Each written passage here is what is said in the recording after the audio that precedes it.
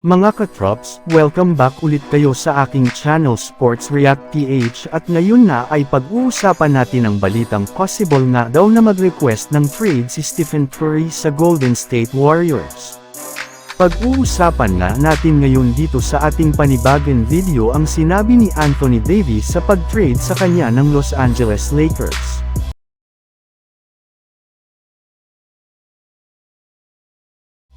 Ginawa na nga mga katrops ng Golden State Warriors ang lahat ng pwedeng gawing adjustment at game plan para lamang manalo sila sa kanilang mga laro at makaangat silang muli sa standings. Ngunit niisaman nga dito ay hindi man lang umubra kaya no choice na nga ang Warriors kundi gumawa na ng trade as soon as possible.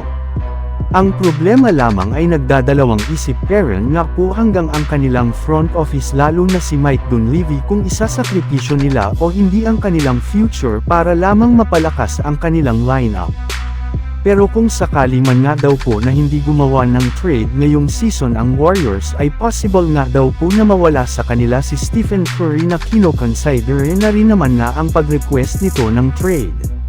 Napakaraming mga nakakabiglang bagay na rin naman nga ang nangyari ngayon sa NBA kagaya na lang ng pag-alis ni Klay Thompson sa Warriors at ang naging trade pa lang nina Luka Doncic sa Lakers at Anthony Davis naman sa Dallas. Kaya hindi na rin naman nga malabo na kapag hindi sinunod ng GSW ang kagustuhan ni Curry ay siya naman ang kusa na mag-request ng trade. Samantala pumunta naman tayo sa ating sunod na pag-uusapan ngayon sa sinabi ni Anthony Davis sa pag-trade sa kanya ng Los Angeles Lakers.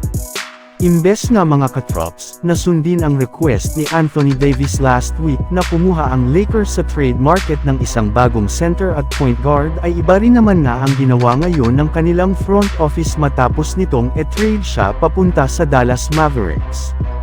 Kaya naniniwala nga ang ilang mga fans ng Lakers na bine-trade nga daw po ni Rob Pelinka ang kanilang superstar big man. Ayon nga sa lumabas na balita, hindi rin naman nga daw po ipinaalam kay Anthony Davis na eti-trade siya ng kanilang kupunan sa kalagitnaan ng regular season. Kaya ibinulgar ng malapit na kaibigan ni Anthony Davis na sobra nga daw ito na nabigla sa ginawa sa kanya ng Los Angeles Lakers ngayong araw. Ngunit unti-unti na rin naman nga daw pong natatanggap ni Davis ang nangyari. Sa katunayan, pinayagan na nga daw po ni Anthony Davis na i-waive ang kanyang trade kicker na mag-a-allow sa Dallas Mavericks na makatipid ang kanilang prangkisa sa kanilang cap space. Kaya isa nga itong senyales na wala siyang sama ng loob sa Los Angeles Lakers sa pag-trade sa kanya sa Dallas Mavericks. Natupad na rin naman nga ang kanyang pangarap na magkaroon ng team na isang legit na point guard na si Kyrie Irving at ilang mga center na sina Daniel Gafford at Derek Lively. So yun lang nga mga katrops ang handog ko sa inyong storya ngayong araw. Sana nag-enjoy kayo. Please like and subscribe my YouTube channel Sports React PH para sa iba pang storya at update patungkol sa NBA. Kita-kits muli sa ating susunod na video.